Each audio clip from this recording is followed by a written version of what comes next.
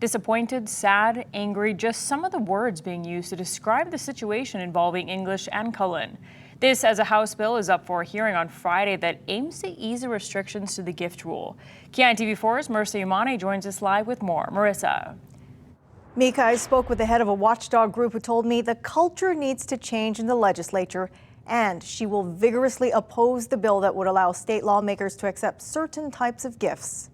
Angry. I'm just angry. Common Cause Hawaii is a grassroots group that works to ensure our government is held accountable. I am angry that the public trust was broken. They violated their oath and to serve the public, and they lined their own pockets.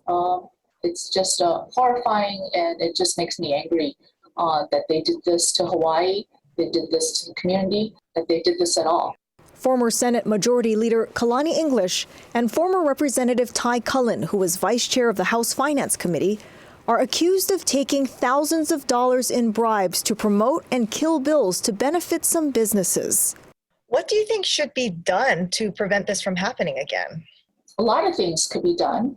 We definitely need a culture shift at the Capitol.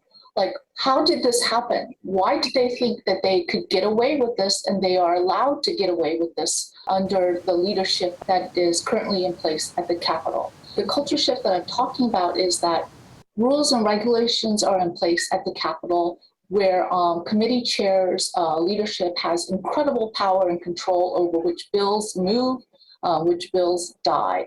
Common Cause Hawaii plans to submit testimony in strong opposition to a House bill that aims to relax the rules when it comes to legislators accepting gifts by allowing things like gifts of aloha and foreign protocol gifts. It's scheduled to be heard on Friday by the House Committee on Government Reform, along with another House bill that would require state employees to complete ethics training every 4 years. We think it should be stronger. It should be every year. And that if you don't take that training, you shouldn't be able to sit in office. The Hawaii State Ethics Commission enforces the state ethics code, which applies to all state workers. Last year, the commission received 123 new complaints of violations of the ethics code and lobbyists law. With regards to legislators, they are given a fair amount of leeway under the law to self-regulate themselves. We do regulate legislators for gifts, and we do regulate them for financial disclosures and gifts reporting. And so in this case, the failure to disclose gifts and or to get, authority to receive that gift is, part of the criminal indictment. Mr. Cullen? I do think there's an opportunity to look at the ethics rules as they apply to legislators and to try to make sure that we are allowing them to do their legislative job, but also try to make sure that there isn't a slippery slope towards bribery, like what happened in this situation.